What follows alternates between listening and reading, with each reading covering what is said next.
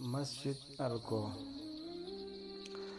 پیارے اور محترم دوستو، السلام علیکم۔ آئیے سفر طائف کی یادگار مسجد الکو کی سیر کیجیے۔ سعودی عرب کی مغربی شہر طائف میں جبل ابو زبیدہ کے پہاڑوں اور گلستانوں کے بیچ ایک ایسے تاریخی مسجد موجود ہے جو دیکھنے والوں کو کئی صدیاں پیچھے لے جاتی ہے۔ صدیوں سال قبل بنائی گئی مسجد الکو مملکت کے قدیم مساجد میں سے ایک ہے۔ صدیاں بیت جانے کے بعد آج بھی اس مسجد کی شان و شوکت پوری اب و تاب کے ساتھ موجود ہے۔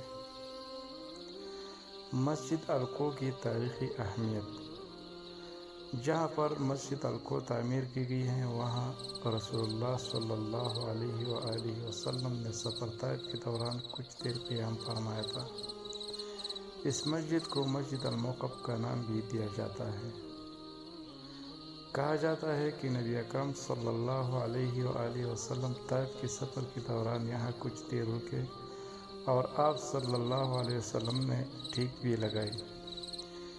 اسی جگہ پر مسجد الکو بنائی گئی۔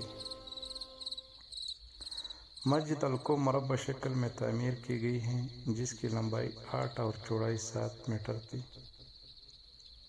یہ مسجد 3 میٹر اونچی بنائی گئی ہے۔ اس کا کل صحن 4 میٹر چوڑا اور 7 میٹر لمبا ہے۔ مسجد میں ایک چھوٹا محراب ہے جس کی ایک طرف مربع شکل کی ایک کھڑکی ہے۔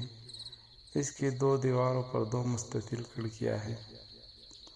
مسجد کی چھت پر ایک چھوٹا گنبد ہے جس کی اضلاع کی لمبائی 80 سینٹی میٹر اور اونچائی 3 میٹر ہے۔ اس مسجد کی زیارت کرنے والے آج بھی آن حضرت صلی اللہ علیہ وسلم کی پہلے سفر طائف کی المناک یادوں میں کھو جاتے ہیں۔ او د چا خوشحالي مه خرابوه، لکه څنګه یو نیم سړی داسې لکه تا سره میلاو شو ما ګاډی واخیست ښه نو دا څنګه او دا خوشحالي ورختمه ښه ما تجارت مشوره به دې کړې او دا هغه خوشحالي ورختمه کور مې واخیست دغه علاقه کې دې ځای کې خوشحالي ورختمه موږ چې واده موږ ته مو نه دی او دا څنګه چې څوک د پسې راشي خپل یو نعمت ذکر کړي خیر خوشحاله کړه ګاډی مو واخیسته الله دې پکې برکت واچوي ماشاءالله تبارک کور ډېر ښه دي ډېر ښه دي وکړو الله دې له طاقت درکړي چې دې نه هم زیات شي تجارت که بیا ته څه مشوره ورکول غواړې دې نه بعد ورته ووایه حدیث یې پکې ووایه دا پکې و خوشحالي باندې خو له ایږده خو مه ایږده ده هر څه ورله دل دل کړي